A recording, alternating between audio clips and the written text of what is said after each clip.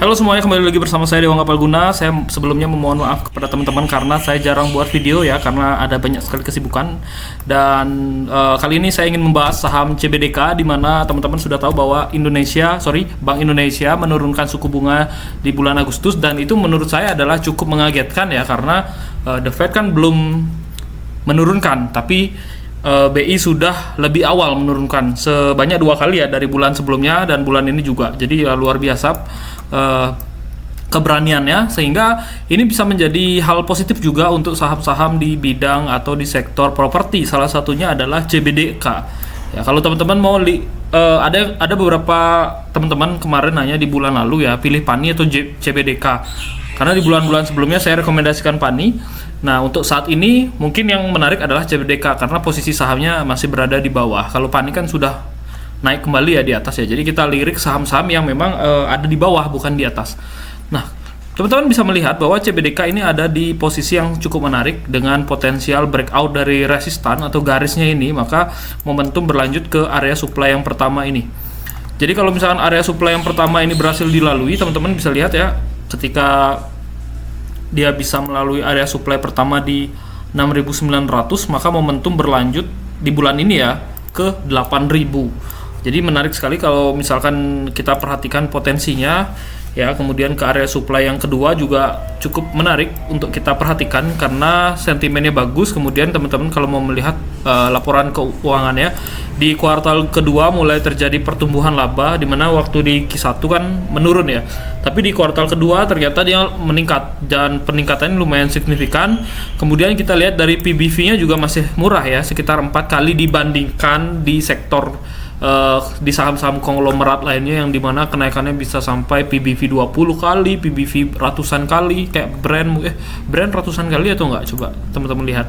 Jadi kalau misalkan kita melihat sektor atau saham-saham konglomerat yang murah, itu PBV di bawah 10 itu udah murah, termasuk si CBDK ini, dimana PBV-nya 4,13. Ya, kita lihat labanya yang meningkat, kemudian sentimennya juga bagus, jadi optimisme. Mudah-mudahan momentum sesuai dengan analisis kita, dan chartnya juga menarik ya. Chartnya juga menarik kalau breakout dari mana nih, 6.100. Jadi bisa diperhatikan untuk scalping atau trading. Kemudian ada saham Bank BUMN yang masih terus berusaha untuk keluar dari area supply pertama, di mana area supply pertamanya itu range-nya sekitar 4.820 sampai 5.150. Jadi menurut saya kalaupun teman-teman mau akumulasi ya batasnya di 5.150 ya, karena kalau dia lewat dari 5.150 maka momentum berlanjut ke area supply yang kedua di kisaran 5.475. Kalau itu dilalui, harga sekitar 5.625 dilalui, maka momentum double bottom ya, dengan reversalnya dia menuju momentumnya di 7.000. Jadi menarik kalau misalkan berani untuk mengambil momentum itu. Kita lihat potensinya untuk keluar dari area supply aja sudah lumayan 5%, apalagi masuk ke area supply kedua dan kembali ke 7.000. Jadi momentum 40% ini lumayan ya untuk investasi dengan saham-saham perbankan BUMN yang kita tahu bahwa itu adalah perusahaan yang memberikan dividen yang cukup besar. Jadi dari segi keamanan dapat, dari segi diskon juga dapat, tinggal bersabar aja sih menurut saya. Kemudian ada saham konstruksi juga punya BUMN dan sering juga dibahas sih, cuman kita lihat transaksinya sebelum-sebelumnya kan sedikit sekali karena kita takut retail ikut gabung gitu, jadi makanya nggak terlalu bisa diinformasikan. Tapi dengan pergerakan di hari Kamis lalu, dia berhasil breakout dari resistan, maka dia akan menguji kembali resistan sekitar di area 296. Ini adalah area supply. Harusnya nggak seperti ini ya, harusnya kayak gini harusnya. Nah, ini adalah area resistan. Jadi kalau misalkan 296 berhasil dilalui kembali dengan transaksi yang positif dan bagus ya, teman-teman sudah tahu bahwa beberapa di tanggal 21 ini banyak sekali volume transaksinya. Jadi saya rasa banyak juga yang nyangkut. Kalau misalkan ada yang borong di 300-an, maka dia harus testing resistan kembali di 296. Kalau itu kuat bertahan di atas itu, maka momentum berlanjut ke area supply kedua. Coba kita lihat dari harga ini aja pun ketika naik 15% kan lumayan. Nah, tentu informasi ini resminya akan kita share di channel Insight karena ada beberapa indikator yang perlu kita perhatikan sebelum kita beli sahamnya, dan ini yang saya sampaikan di YouTube hanya berupa teknikalnya aja. Kemudian ada saham yang pernah teman-teman saya bahas juga di beberapa video sebelumnya, bahkan di bulan lalu juga saya sempat buatkan judulnya, ada di YouTube saya, di sektor migas yang punya atau yang punya banyak sektor lah, yang punya banyak bisnis, salah satunya di EBT di sektor energi terbarukan. Kemudian dia juga punya bisnis di bidang bauksit ya. Nah, ini juga menarik karena dia potensial falling wedge, di mana dia berhasil keluar kembali dari area support. Jadi kalau misalkan dia breakout dari garisnya ini, teman-teman bisa perhatikan ya.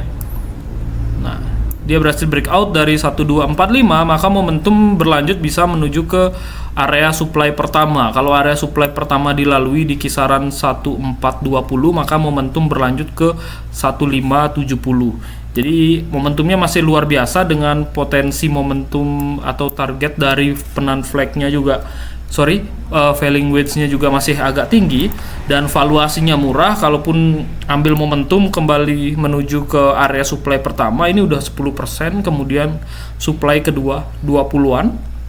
Kalau targetnya untuk di target dari teknikalnya ya tentu lebih tinggi lagi.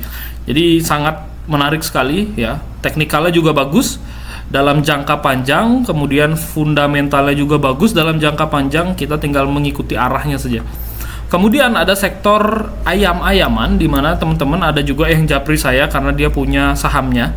Nah, yang menarik dia ada di area support ya. Ini saya sebut area support karena kalau dia dilalui maka anjlok bisa kembali ke 3000, teman-teman. Dan saat ini sedang berusaha ya, apalagi dia kalau berhasil naik di atas 4620. Nah, maka ini menjadi indikasi rebound jangka pendeknya. Rebound jangka pendek ya, sentimen buruknya adalah asing jual terus. Nah, tapi kalau teman-teman melihat dari bulan Maret di tanggal berapa ini, 17-an ya kayaknya, sampai Juni, maka average asing cukup tinggi ya. Average asing di 4.000-an. Jadi kalau teman-teman lihat dari harga sekarang, maka ke sana aja udah lumayan dapat 5% gitu. Apalagi ke area supply pertama. Nah, jadi itu adalah area resistan ya. Jadi menarik lah, besok ya, hari Senin kita akan share trading plan-nya. Kemudian saham yang terkait dengan kesehatan ya, terkait dengan kesehatan, kemudian perdagangan ya. Ini ada, teman-teman udah tahu lah ini. Kalau udah lihat harganya di 540, teman-teman sudah tahu nih, saham yang tolak cut loss. Nah, apa itu saham yang tolak cut loss? Nah, tapi kok area supply-nya menghilang ya? Sebelumnya saya udah buat sih area supply-nya di mana, cuman mungkin dia belum gini ya. Pokoknya gini teman-teman, saham ini menarik karena dia sedang melakukan pembelian kembali ya.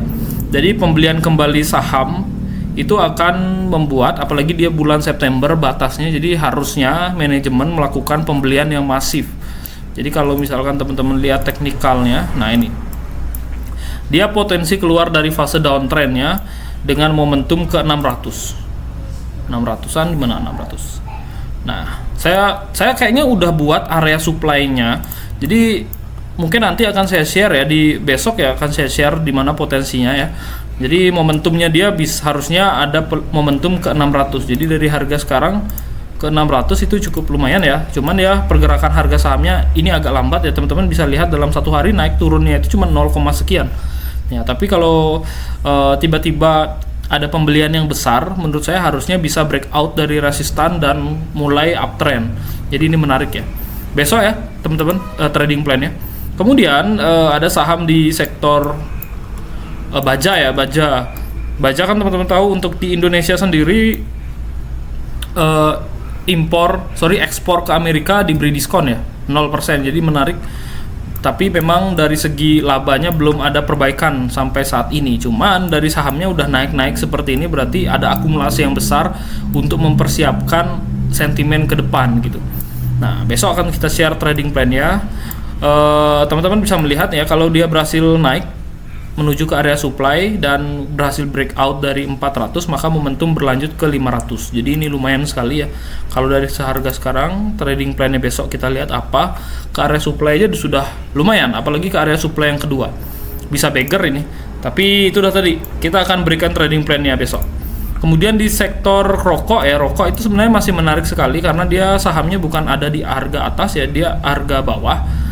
Dan ini juga sudah mulai terlihat indikasi dia potensi keluar dari downtrend jangka panjangnya dia, karena teman-teman tahu bahwa kinerja saham-saham rokok kan lagi jelek-jeleknya di tahun ini, benar-benar habis-habisan jeleknya. Beberapa berita yang saya baca, kalau cukai rokok yang besar itu terjadi beberapa tahun sekali. Jadi mungkin di tahun depan tidak akan separah itu, sehingga ada pertumbuhan laba yang signifikan di tahun depan.